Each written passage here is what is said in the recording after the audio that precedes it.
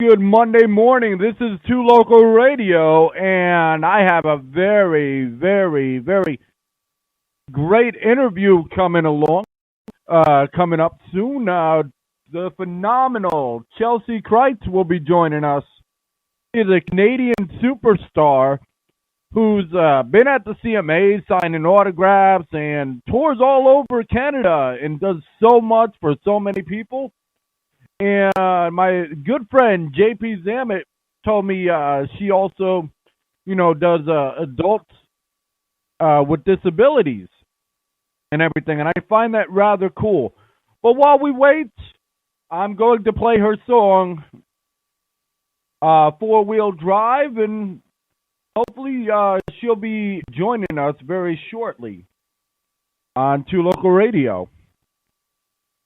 And I'm extremely excited. I'm extremely excited, to get the chance and opportunity to interview this young lady. And, she does a lot of interviews and everything, and hopefully, can wow her over. We'll see. But anyway, this is Four Wheel Drive on 86.5 Two Local Radio.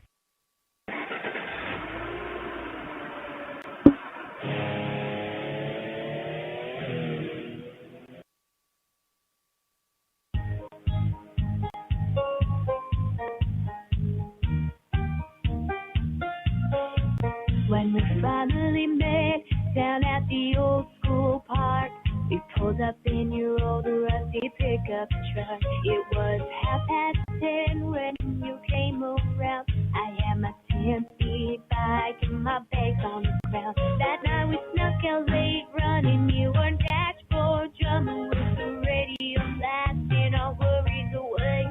A little air guitar and all the stars. Amazing that the little made us laugh so hard. It was good, it was fun, and I'm really in love. Chelsea? Yes? All right. Just give me 1 second here, and I'll cut the song off, and we'll start the interview. Great.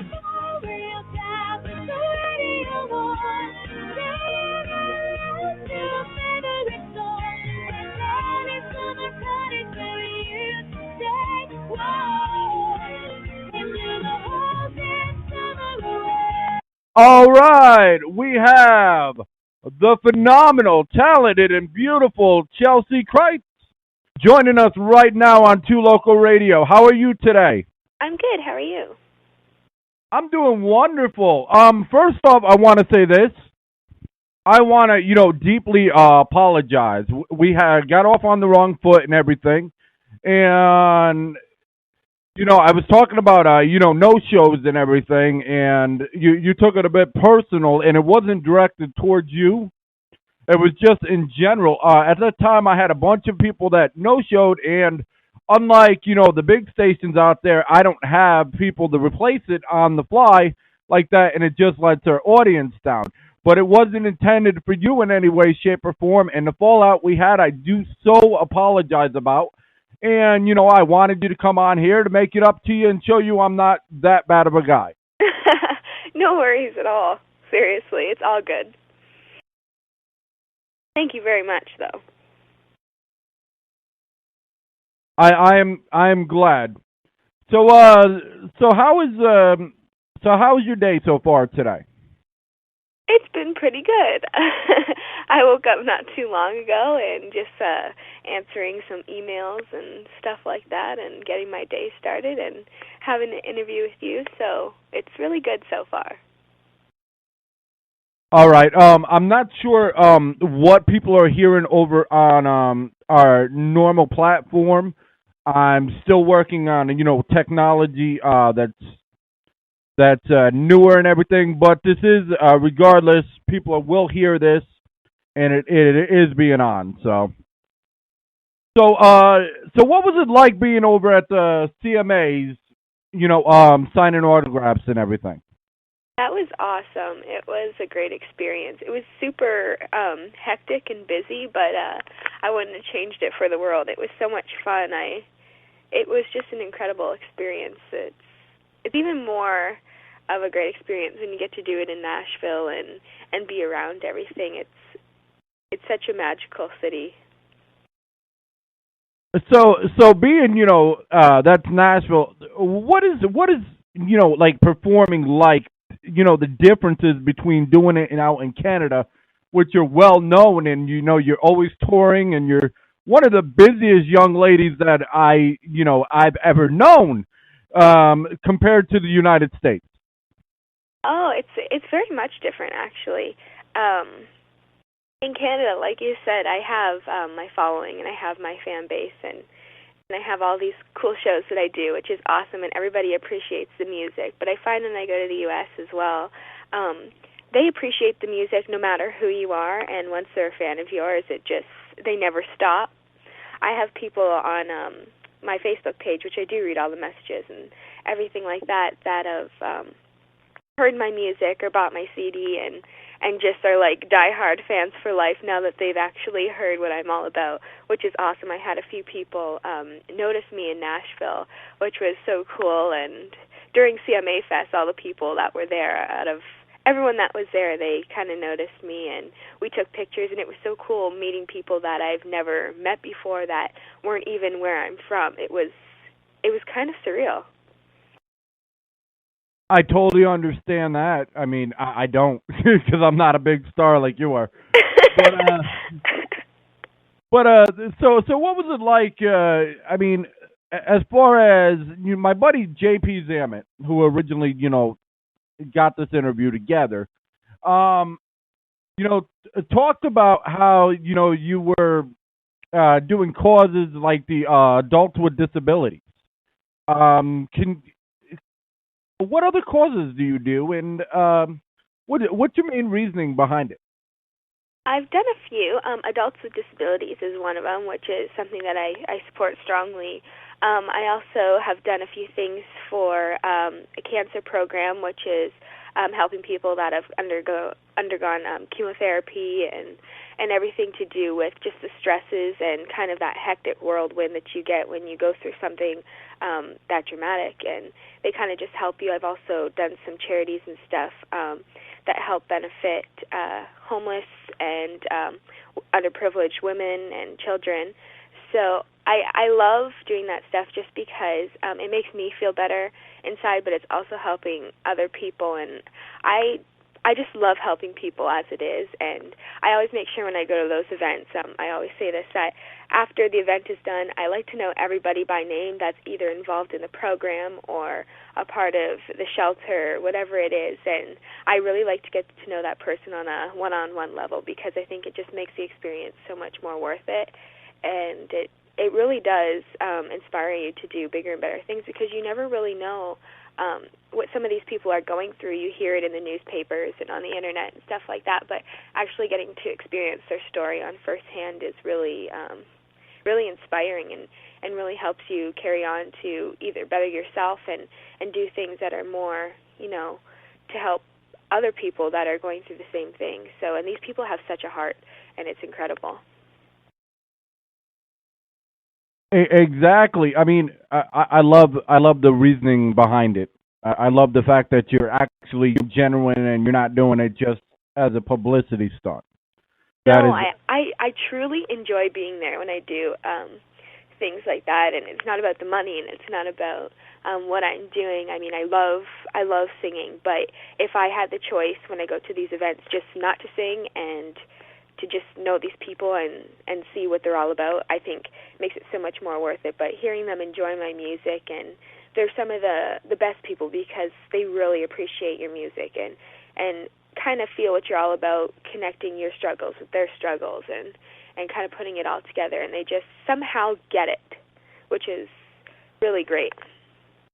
And that's absolutely awesome and everything.